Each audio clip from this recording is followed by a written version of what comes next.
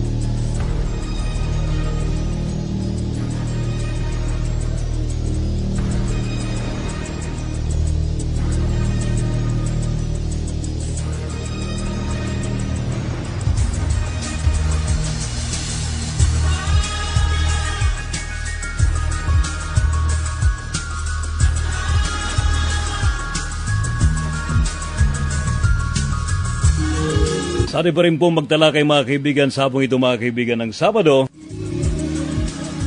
for a better life. Ito na po tayo sa ating binabagit kanina, how to do the shielding, right?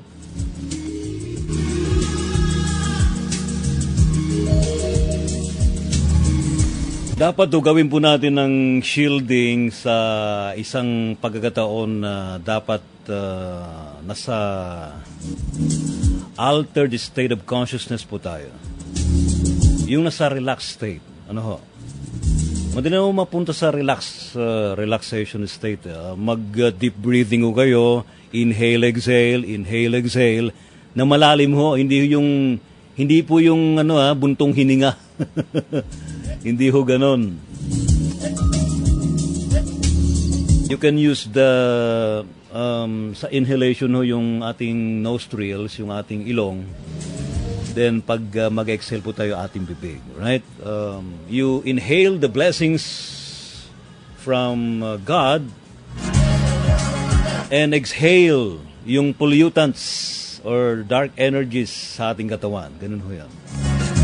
The more you do it, habang tuloy-tuloy ho yun, na dahan-dahan, may mga counting hong ginagawa ho dyan, either 6-3, 6-3. Kailangan kasi i-hold mo yung breath mo, yung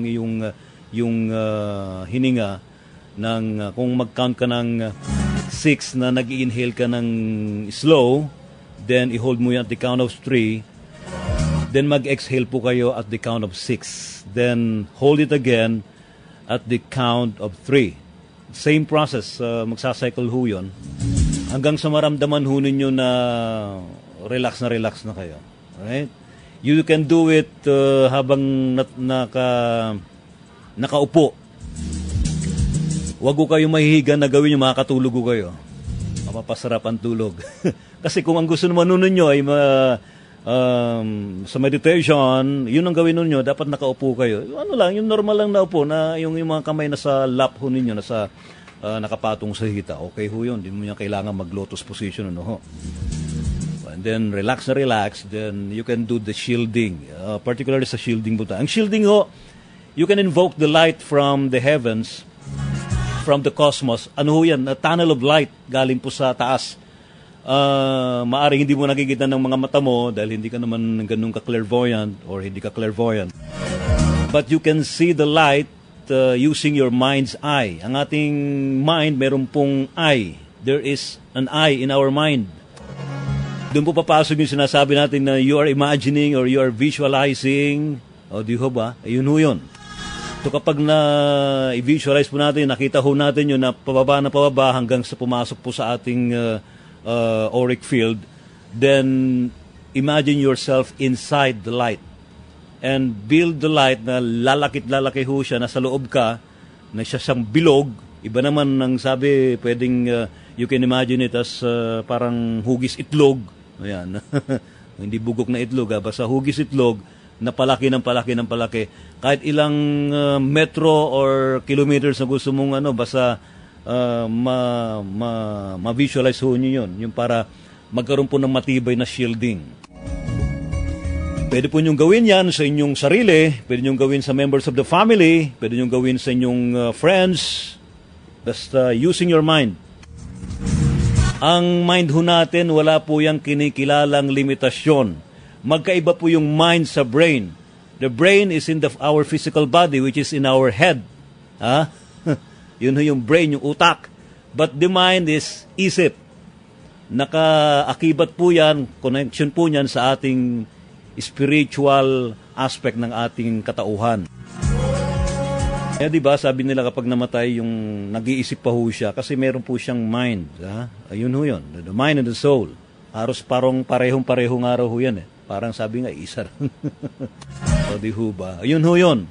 So, kapag na-build ho ninyo yun, yung ganong shielding, kung kulay ho ang pag-uusapan, marami ho mga nagsasabi na you can use the color blue, yellow, green, wag yung dark colors, bright colors. Pero kapag hindi naman kayo sigurado sa kulay ng light, you can use plain white as shielding. Alright?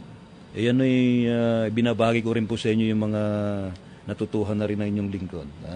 Ayan, kay Sir Jimmy Licaco, ayan. Magaling ho yan. Naku. Si Sir Jimmy, magaling ho yan. Proven na po yan. Kaya, yun. And all other gurus like Master Delpe, ayan. So far, yan pala yung mga kinikilala ko rin dito sa Pilipinas. Ano ho? Iba naman, mga healers na ho yun. Right? And the shielding, you can also do the shielding sa inyong house, sa inyong bahay. If you have a car, pwede po ninyong lagyan ng shield ho yun. Para iwas disgrasya. Ano ho? Ganun ho yun. Sabihin niya, hindi, ano yan, wala yan, walang kwenta. Ayaw nyo, wag, wala tayong problema doon, di ho ba? Pero, sinasabi ko po yun sa inyo kasi proven na po yun. Marami na po nakapag-prove ho na nagfa-function ho yun, nag-work po yun. Ano ho yan, same as sa prayer kasi you are invoking divine intervention or divine blessings or divine protection. Ito naman, you are invoking also the light through your mind. Halos pareho rin ho yun. Doon lang po sa prayer is nagkakaroon lang po ng invocation by chant. Di ho ba? Habang tayo umuusal o kaya meron tayong telepathic prayer sa God. Ganun din, you're invoking the light from God, from the heavens. So, you ask for protection, bibigay po sa iyo. You ask for healing, ibibigay din po sa iyo. Ang God naman ho, hindi ho maramot dyan. Ano ho? Pero hindi naman po lahat ay ibibigay sa iyo ng ura-urada. Halimbawa, nagpe-pray ka na mananalo ka sa loto, pe-pray ka ng ganito, marami pera mo, hindi naman ho ganun kadali ho yun. Dapat gumawa ka naman ng hakbang o ng paraan para ma-achieve mo yan. Mayroon tayong kasabihan, nasa Diyos ang awa, nasa tao ang gawa. O di ho ba?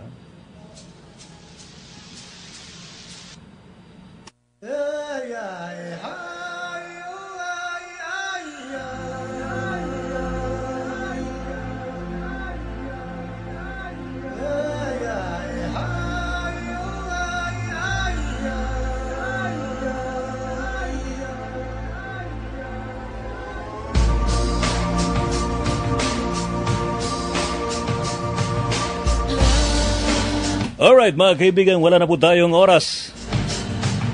Tayo ho'y babalik ulit sa susunod na Sabado sa ating pa rin po pagtalakay. Tukol pa rin po sa metaphysical, psychic phenomena, paranormal, spirituality, and the power of the mind. For a better life. O, higa nga. Maraming salamat po. Doon sa mga gusto hong mag-join sa ating Mysterio Philippines Network MPN, pwede po kayong mag-sign up sa MPN, www.mysteriophilippines.com. Pwede rin po ninyong pasyalan ng ating website, raysibayan.com, o kaya mag-text po sa 0908-12-17808 or 0917-907-6847. Maraming salamat po. Namaste.